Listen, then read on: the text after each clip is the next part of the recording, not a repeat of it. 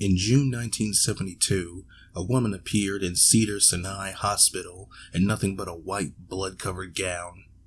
Now, this in itself should not be too surprising, as people often have accidents nearby and come to the nearest hospital for medical attention.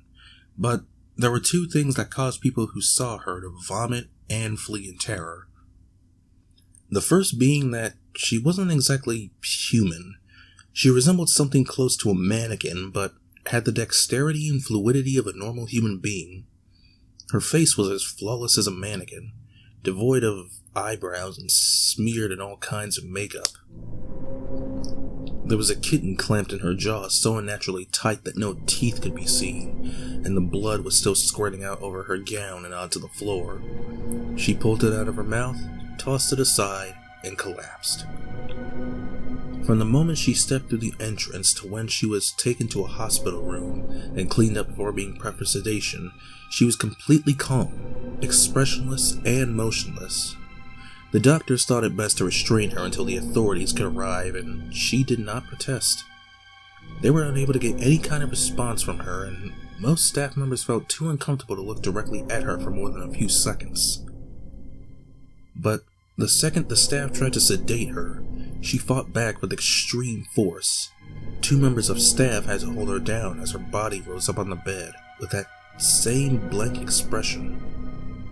She turned her emotionless eyes toward the male doctor and did something unusual. She smiled. As she did, the female doctor screamed and let go out of shock. In the woman's mouth were not human teeth, but long, sharp spikes, too long for her teeth to close fully without causing any damage. The male doctor stared back for a moment before asking, "What in the world are you?" She cracked her neck down to her shoulder to observe him, still smiling. There was a long pause. The security team had been alerted and could be heard coming down the hallway. As he looked at them, hearing them approach, she darted forward, sinking her teeth into the front of his throat, ripping out his jugular and letting him fall to the floor, gasping for air as he choked on his own blood. She stood up and leaned over him, her face coming dangerously close to him as the light faded out of his eyes. She leaned closer and whispered in his ear,